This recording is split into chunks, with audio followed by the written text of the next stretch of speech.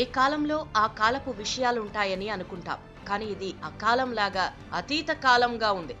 గత 10 ఏళ్ల కాలంలో పేరుకు నరేంద్ర మోదీ ప్రధానమంత్రి అయినా నెహ్రూ గారే పాలిస్తున్నారేమో.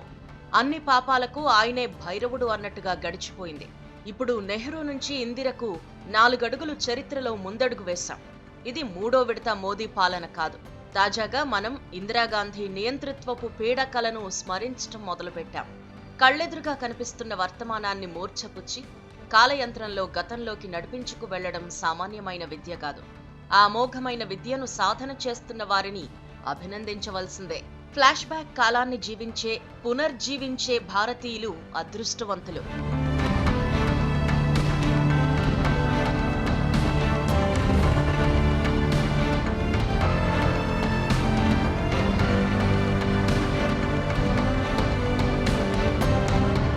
ఆనాటి ఎమర్జెన్సీ తక్కువదేమీ కాదు. అది స్వతంత్ర భారతం మీద చేసిన స్వదేశీ గాయం చిన్నది కాదు. స్వేచ్ఛకు, పోరాటశీలతకు కత్తుల బోనులు మొలిచి నెత్తురు పారిన కాలమది. కానీ ఆ పీడకల నుంచి భారతదేశం తేరుకుంది. ఎమర్జెన్సీ అనుభవాల నుంచి దేశంలో పౌర హక్కుల ఉద్యమాలు, పాత్రికేయ పరిశోధనోద్యమాలు, న్యాయ వ్యవస్థ క్రియాశీలత మొదలైనవన్నీ ఉధృతమయ్యాయి. చరిత్రలో ఆ ఘట్టం ఒక చీకటి అధ్యాయంగా మిగిలిపోయింది. ఏ దేశం చరిత్రలో అయినా అనేక ఉద్రిక్త, విషాద, దుర్మార్గ పర్వాలుంటాయి. కొన్ని జ్ఞాపకాలుగా మారిపోయి మచ్చలుగానే గుర్తుంటాయి. ఏ న్యాయమూ జరగనప్పుడు మాత్రం ఇంకా సలుపుతూ ఉంటాయి. 1984 సిక్కుల ఊచకోత, అదే ఏడాది భోపాల్ విషవాయు హత్యలు, 1992 బాబ్రీ మసీదు కూల్చివేత, ముంబై హింసాకాండ, పేలుళ్లు, 2002 గుజరాత్ ఊచకోత వంటివి తగిన నిష్కృతి దొరక్క ఇంకా సజీవ వ్రణాలుగానే మిగిలాయి. వాటి ప్రభావాలు, ప్రతిధ్వనులను భరించటంతో పాటు కొత్తగా తమ ముందుకొచ్చే అనేక జీవన్మరణ అంశాల మీద కూడా ప్రజల ఆవేదన చెందుతూ పరిష్కారాలు వెదుక్కోవలసి ఉంటుంది. దురదృష్టవశాత్తు దేశం ఎదుర్కొంటున్న అనేక సమస్యలకు గతంలో మూలాలున్నాయి. ఇప్పుడు దేశాన్ని పాలిస్తున్న జాతీయ, ప్రాంతీయ పార్టీలన్నింటికీ ఆయా కాలాల్లో వాటితో ప్రమేయం ఉంది. ఎవరూ ఇందులో పూర్తి నిర్దోషులు కారు. ఎవరి చేతులు పవిత్రంగా లేవు. ఆ పార్టీలతోనే ప్రజలు ప్రయోగాలు చేయాలి, గెలిపించాలి, ఓడించాలి. రాజ్యాంగానికి ప్రమాదం ఉన్నదని, దాన్ని కాపాడుకోవాలని ప్రతిపక్ష కూటమి గత ఎన్నికల్లో ప్రచారం చేసింది. మూడోసారి దేశ సారథ్యాన్ని చేపట్టిన నరేంద్ర మోదీ నుంచి ఆ ప్రమాదం ఇంకా కొనసాగుతున్నదని కూడా భావిస్తోంది. దాన్నెదుర్కొనడానికి తామెంతటి రాజ్యాంగ నిబద్ధులమో చెప్పుకోవలసింది పోయి 50 ఏళ్ల కింద కాంగ్రెస్ పార్టీ రాజ్యాంగానికి ద్రోహం చేసిందని బీజేపీ ఎదురుదాడి చేయటంలో ఆత్మరక్షణ వ్యూహం ఉన్నదా, అతిశయించిన మేధ ఉన్నదా తెలీదు.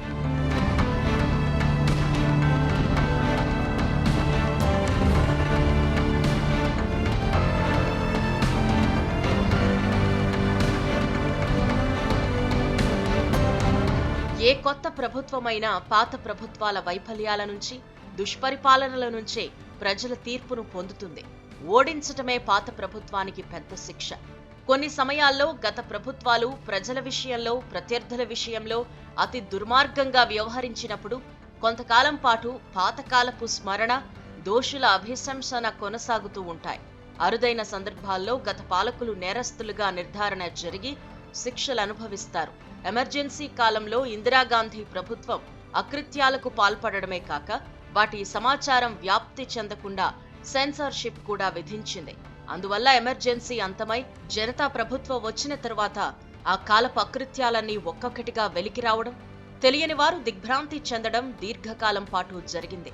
కథలు కథలుగా వాటిని తెలుసుకున్న ప్రజలు ఆ కోపంలో చాలా కాలం పాటు జనతా ప్రభుత్వాన్ని అధికారంలో కొనసాగించి ఉండేవారు. కానీ రాజకీయ అంతఃకలహాలు, పాలనలో వాటి ప్రతిఫలనాలు వారిలో విరక్తి కలిగించాయి.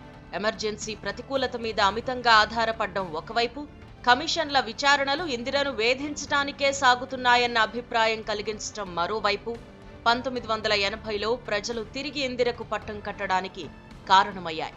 గతం నుంచి, గత ప్రభుత్వాల నుంచి రాజకీయ లాభం కొంత పొందవచ్చు. కానీ గతాన్న భుక్కులు కావడాన్ని ప్రజలు ఇష్టపడరు.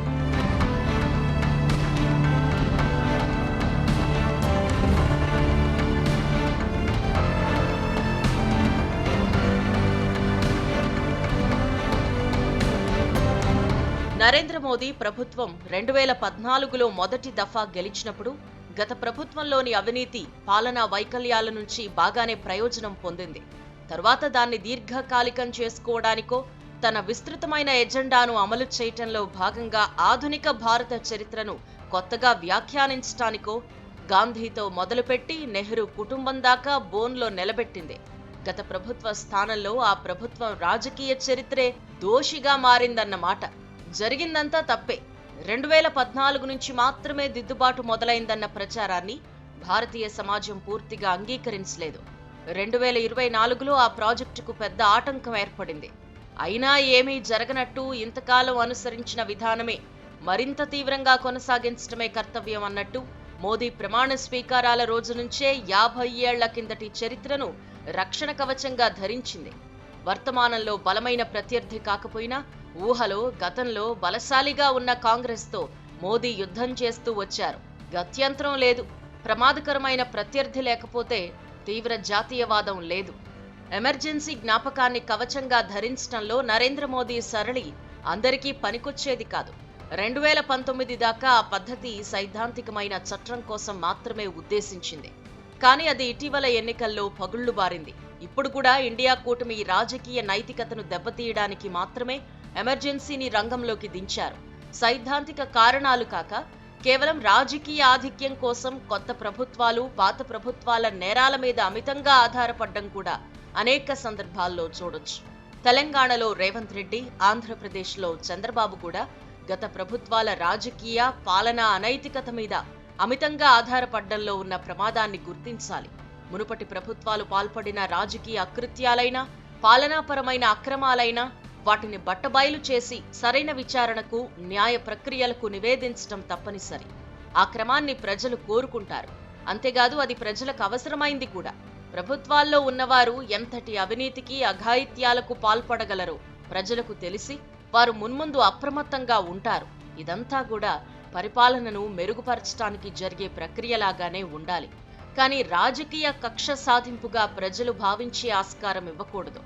న్యాయంగా కనిపించే నేర విచారణ ఏ కీలక దశలో ప్రజలకు అన్యాయంగా అనిపిస్తుందో గ్రహించే వివేచన నాయకులకు ఉండాలి.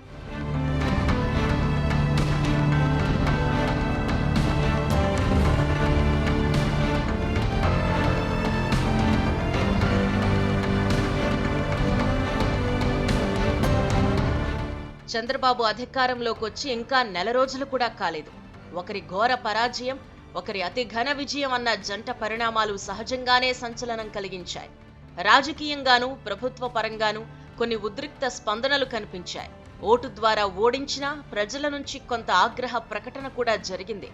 కానీ చంద్రబాబు బృందం వెంటనే పనిలోకి దిగింది. ప్రధానమైన వాగ్దానాలపై నిర్ణయం తీసుకుంది. గత పాలనా దోషాలను నిగ్గుతీయవలసిందే గాని కేవలం గతాన్ని నిందిస్తూ కూర్చుంటే ఉపయోగం లేదన్న గ్రహింపు అందులో ఉంది.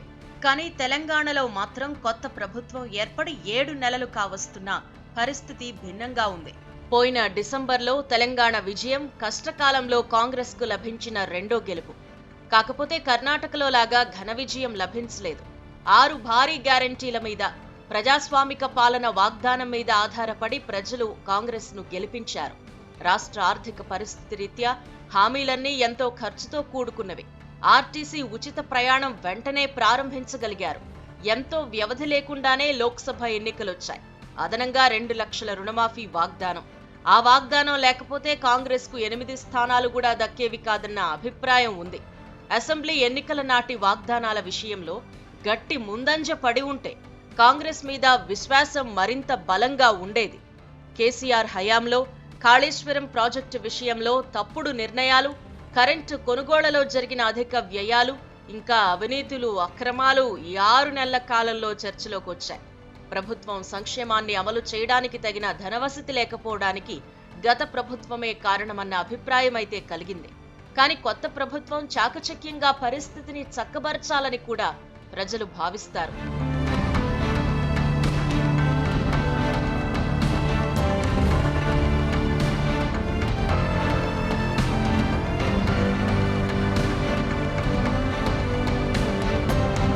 చంద్రబాబుతో పోటీపడి రోజుకు 18 గంటలు పనిచేయాలని రేవంత్ రెడ్డి అనుకోవడం బాగుంది. కానీ ఇంతకాలానికి కూడా తెలంగాణ రాష్ట్ర ప్రభుత్వం ఇంకా స్థిమిత పడలేదని, సమర్థులైన అధికారులు, వ్యవహర్తలైన సలహాదారులు అధినేతకు సమకూరలేదని ఒక అభిప్రాయం అయితే వ్యాప్తిలో ఉంది. ఎక్కడో ఫామ్ హౌస్ లో ఉండి అత్యవసర వ్యవహారాలను కూడా పెండింగ్ లో పెట్టేవారని గత ముఖ్యమంత్రిపై విమర్శలు ఉండేవి. కొత్త ముఖ్యమంత్రి రాజధానిలోనే విరామం లేకుండా జనం మధ్యలోనో అధికారులతోనో ఉంటారు. కానీ అనేక ప్రక్రియలు నత్తనడక నడుస్తున్నాయి. ఈ పరిస్థితికి గత ప్రభుత్వం నుంచి సంక్రమించిన అయోమయం కొంత కారణం. కాంగ్రెస్ పార్టీకి ప్రత్యేకమైన కొన్ని పరిస్థితులు మరో కారణం. ప్రాంతీయ పార్టీకుండే స్వేచ్ఛ, నిర్ణయ వేగం రాష్ట్ర కాంగ్రెస్ లో సాధ్యపడదు. కానీ పరిపాలనా నాణ్యత ప్రజలకే బాగా తెలుస్తుంది. అందులో కలిగే లోపాన్ని గత ప్రభుత్వం మీద అభియోగాలు, ఆరోపణలు భర్తీ చేయలే. పైగా సానుభూతి కలిగిస్తాయి. ప్రతికూల ప్రచారం నుంచి కాక సానుకూల పాలన నుంచే బలాన్ని పెంచుకోవడానికి తెలంగాణ కాంగ్రెస్ ప్రయత్నించాలి.